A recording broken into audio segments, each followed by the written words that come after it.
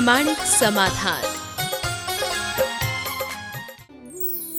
नमोस्तु गुरुवर। घर के कार्य करते समय ना चाहते हुए भी गृहिणी से अनेक प्रकार के जीवों की हिंसा हो जाती है, कृपया प्रायश्चित का मार्ग बतलाएं। देखिए, स्वाभाविक है, जब घर है, घर गृहस्थी के कार्य है, तो साफ सफाई आदि के कर्म में इस प्रकार की हिंसा की संभावनाएं तो बनी रहती होती। लेकिन एक हिंसा करना है और दूसरा हिंसा होना है। हिंसा करना अधर्म है और हिंसा का होना एक घटना है।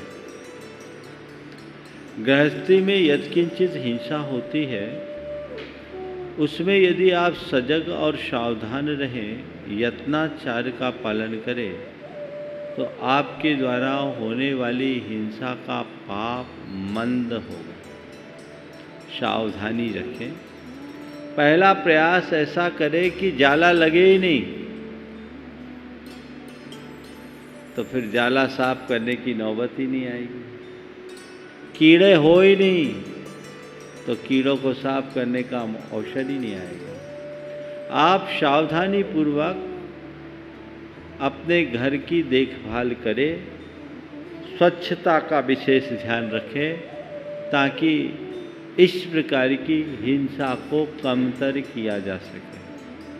अब सवाल है कि घर के अनेक सदस्यों में गृहिणी को ही ये कार्य करना पड़ता है, तो घर का संचालन करने का तो दायित्व उसके ऊपर है और ये गृह संचालन का ही एक भाग है। इसलिए इसे अपना कर्तव्य मानकर करना चाहिए। अब इसमें एक सवाल आ सकता है कि इसका पाप भी क्या केवल उसको लगेगा? जो कर रहा है उसको लगेगा, सामान्यतया तो कहते हैं। करने में आ रहा है, वो पाप के भागीदार हैं, लेकिन अकेली वो पाप की भागीदार नहीं है।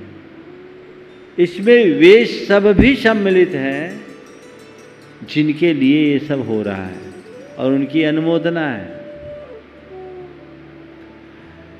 उनकी अनुमोदना है, वो कर रही है, कोई करा रहा है।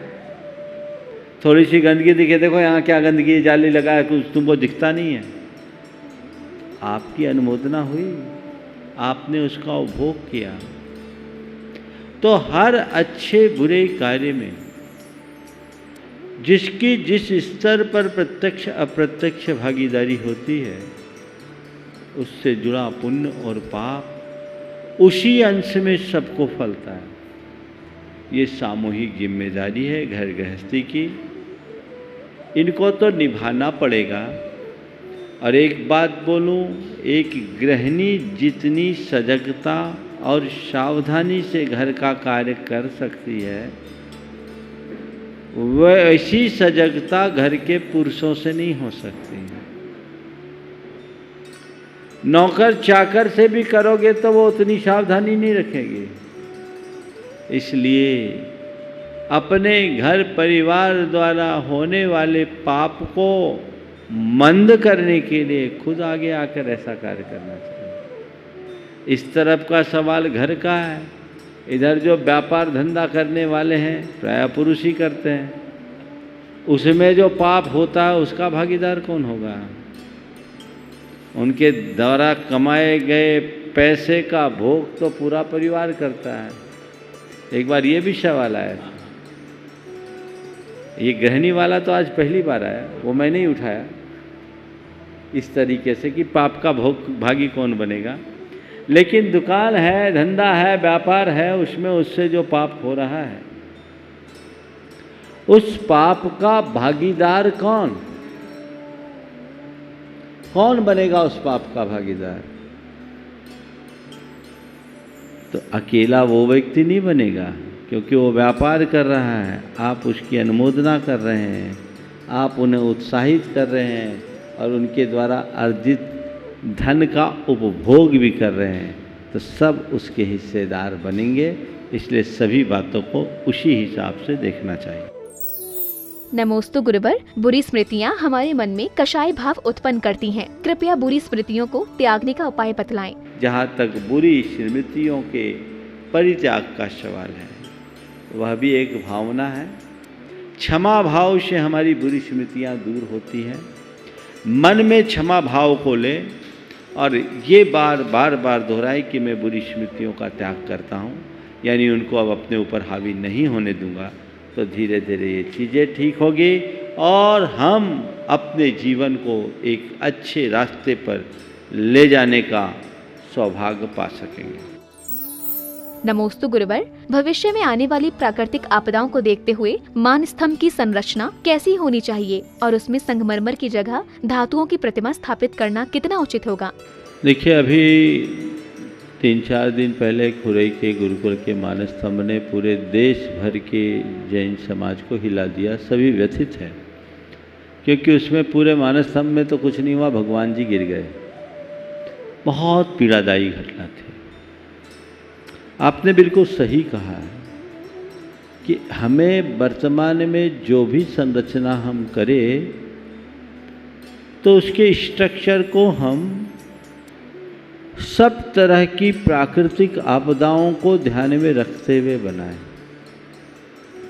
मानस स्तंभों में प्रायः जहाँ जहाँ वज्रपात होता है, उसका ऊपरी हिस्सा ही गिरता है, क्योंकि प्रायः मानस स्तंभ में स्तंभ खड़े करते हैं, एक पाटिया लगा देते हैं, उसी पर भगवान को विराजमान कर देते हैं, जो बहुत मेरे ख्याल से मजबूत नहीं होता। जब इतने बड़े स्तंभ का हम निर्माण कर रहे हैं, तो उसमें तलित चालक तो होना ही चाहिए। प्रतिमा जी को विराजमान करने के लिए भी ऐसी प्रक्रिया होनी चाहिए कि वो जो ऊपर का हिस्सा है, वो 2-2.5 इंच का पत्थर भर न रहे, वो नीचे से ऐसा जुड़े, उसका स्ट्रक्चर इस तरीके का हो कि वो हिले नहीं। उस पर विचार करना चाहिए, राय लेनी चाहिए। आपने मानस स्तंभों में पाषाण की प्रतिमा की जगह धातु की प्रतिमा रखने का निवेदन किया है।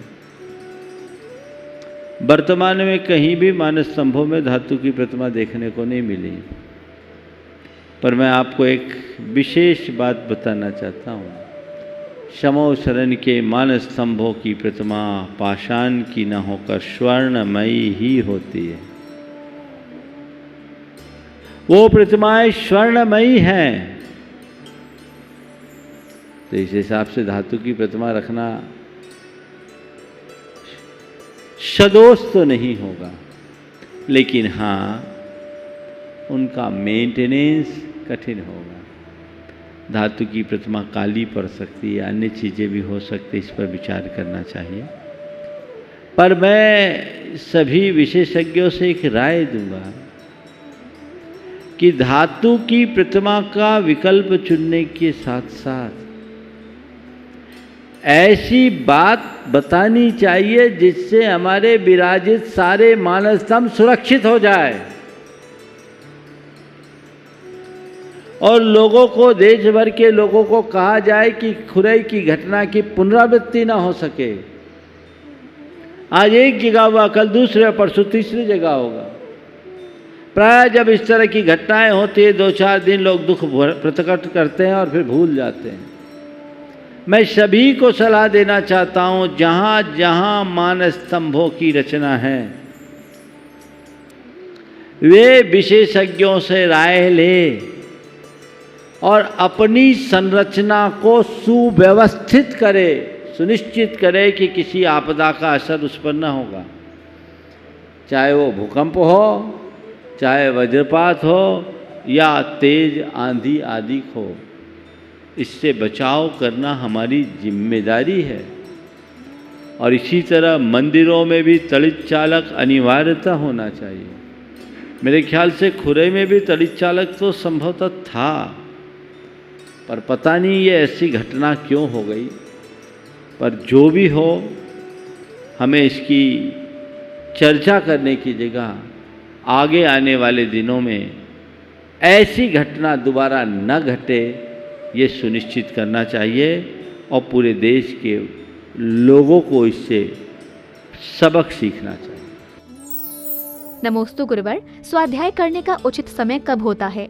देखिए, स्वाध्याय के विषय में काल शुद्धि बताया, दिग्दाह, उल्कापात, ग्रहण,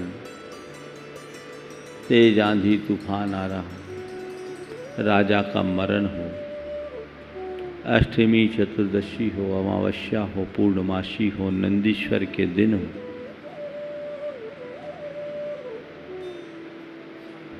ऐसे समयों को सिद्धांत ग्रंथों के पठन के अयोग्य कहा। संधि काल, ये सिद्धांत ग्रंथों के पठन के अयोग्य हैं। पुराण ग्रंथों को, भावना ग्रंथों को, आराधना ग्रंथों को पढ़ने के लिए काल शुद्धि का कोई नियम नहीं है। सिद्धांत वाचनेनेव काल शुद्धिर मतासतः, सिद्धांत की वाचना में ही काल की शुद्धि का विधान है। पुराण आराधना सारा पंच संग्रहादिशु न, तो अन्य ग्रंथों में ऐसा नहीं है। तो अब आप हमसे पूछना चाहते हैं कि कब पढ़ें, तो स्तोत्र पाठ वगैरह तो आप कभी भी कर सकते हैं। देश काल की स्थितियाँ अनुकूल होते समय स्वाध्याय करें, खासकर सिद्धांत ग्रंथों का। बाकी पाठ आदि का आप कभी भी कर सकते हैं। संधि काल को टाल दे तो अच्छा है। जैसे इन दिनों अभी 6:45 से 7:30 के बीच का समय संधि काल होगा। इधर हर जगह अलग अलग है। सूर्योदय से 24 मिनट पहले, 24 मिनट बाद, सूर्यास्त से 24 मिनट पहले और 24 मिनट बाद, मध्याह्न में 12 बजे से 24 मिनट पहले और 24 मिनट बाद का ये काल संधि काल है। इसे सामायिक के काल में लिया गया है। इस समय आप विशेष स्वाध्याय न करें, बाकी समय आप कर सकते हैं। अष्टमी चतुर्दशी को भी आप कर सकते हैं, अमावस्या पूर्णिमा को भी कर सकते हैं, पर पुराण आदि ग्रंथों को, सिद्धांत ग्रंथों को नहीं। नमोस्तु गुरुवर, जन्मजात एवं बनाए हुए रिश्तों में से कौन ज्यादा प्रभावी होता है और रिश्ते निभाने में किस प्रकार की सावधानियां बरतनी चाहिए जिससे कोई हमसे रूठे या टूटे नहीं?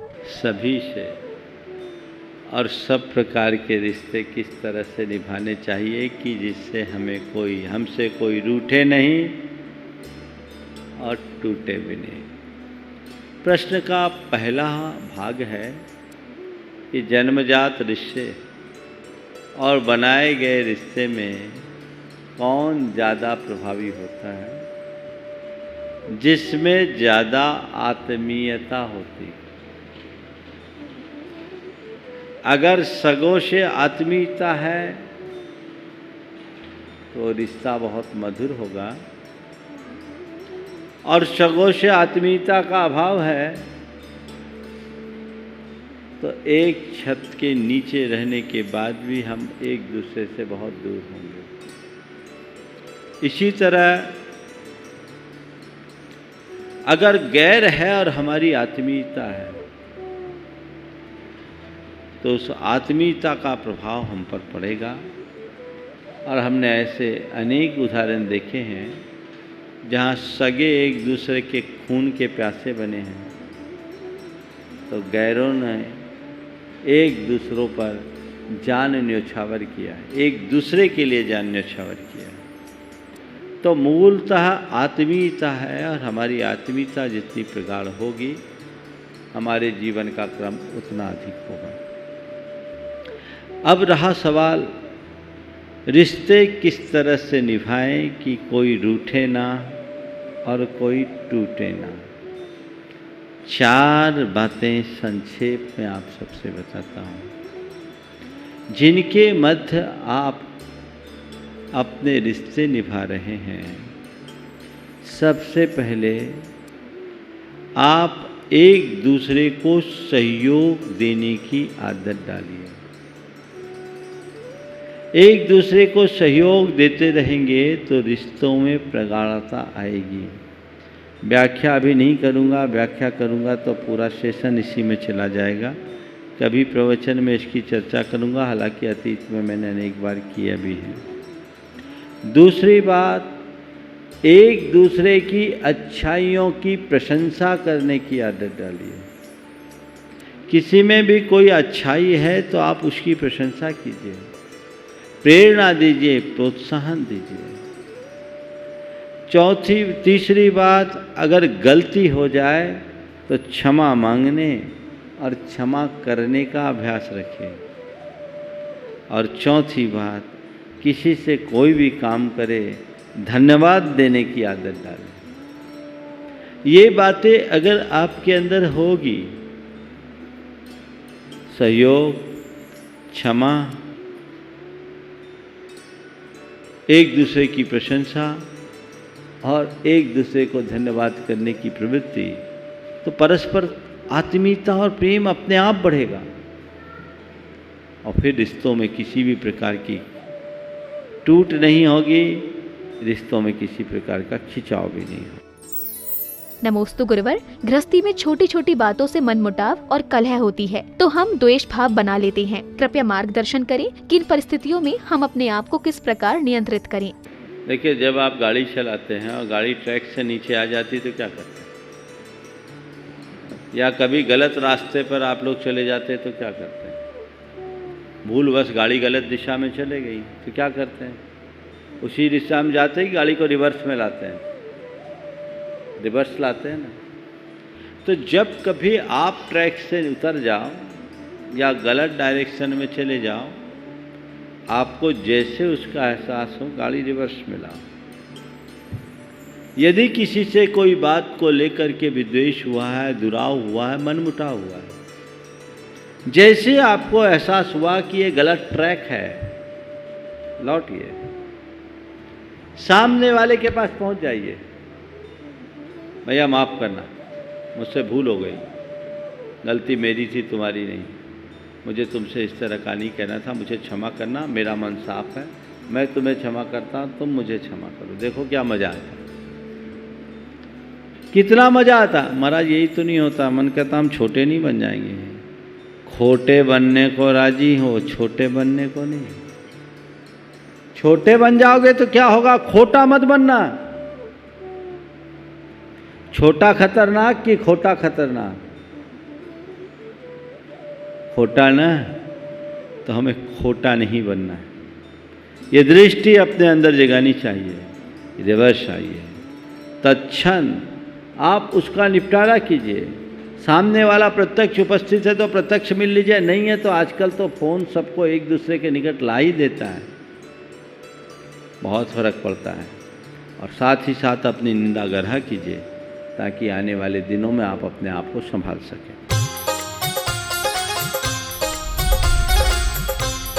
प्रामाणिक समाधान।